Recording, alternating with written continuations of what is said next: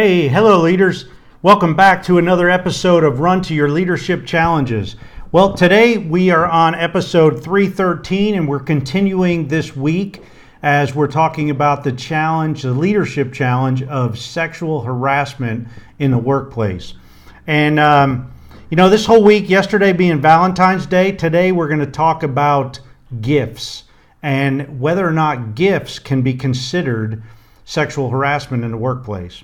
And it kind of depends on the situation. It kind of depends on the gifts. It kind of depends on who's giving the gift and who's accepting the gift.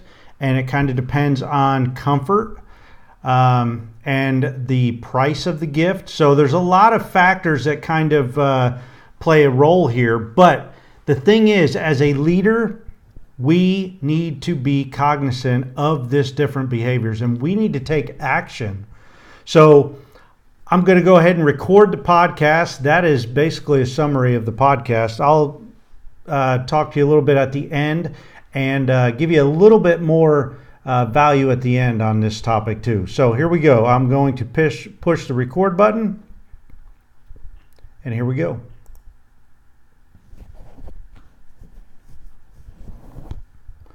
Hello leaders, and welcome to Run to Your Leadership Challenges. So this whole week we've been talking about the challenge of sexual harassment in the workplace.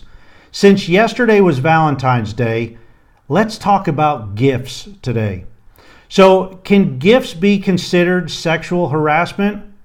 Well, let's just say if you continually give gifts after being told to stop, well, yes, it can be considered some kind of form of sexual harassment.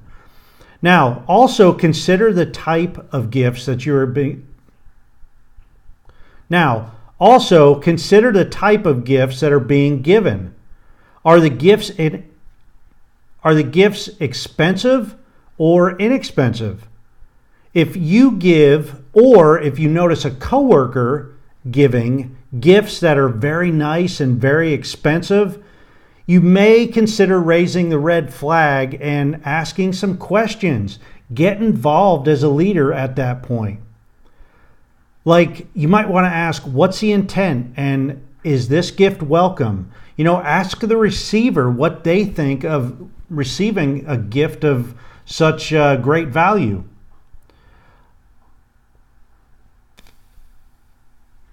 Another point to consider is, are the gifts being given to many different coworkers, or is the gift giver zeroing in on one person in particular?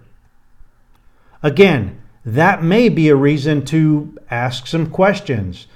The red flag in your mind may want to go up if you see one person zeroing in on another person and the receiver looks a little uncomfortable.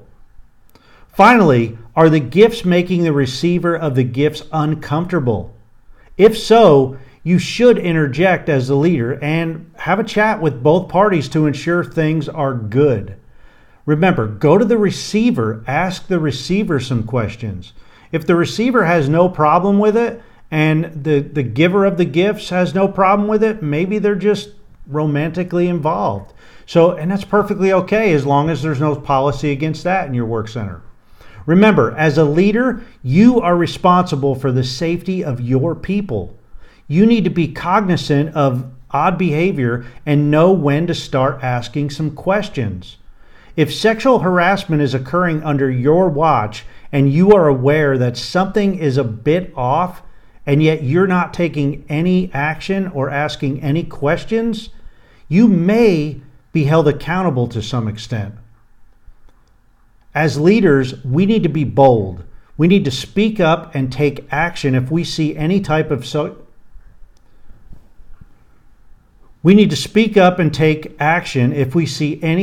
sexual harassment or behaviors that may be construed as sexual harassment.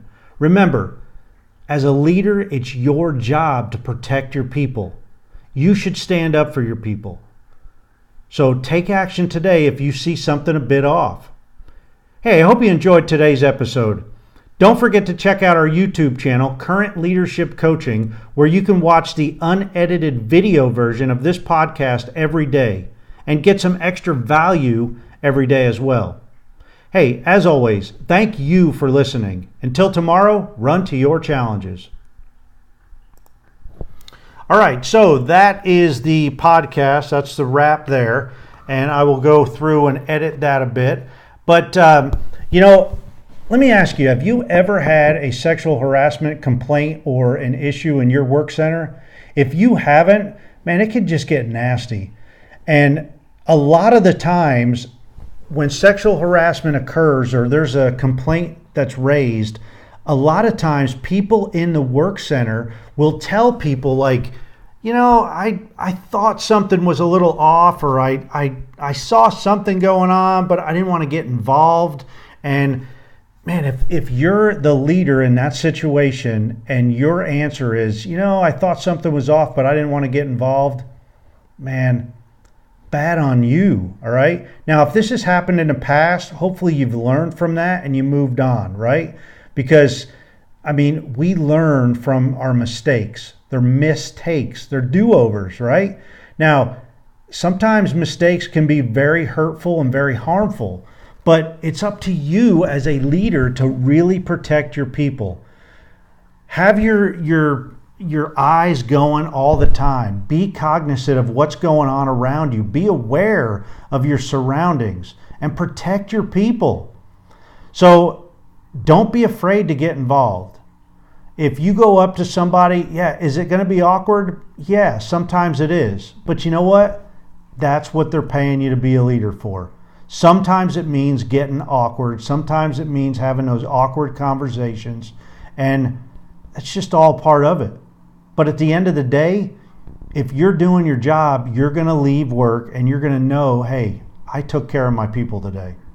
So hope you had a great Valentine's Day yesterday, and just go out there, take care of your people, and be sure to join us tomorrow for the weekend edition of Run to Your Leadership Challenge, where we're going to talk about something that can impact both home and the workplace. So until tomorrow, run to your challenges.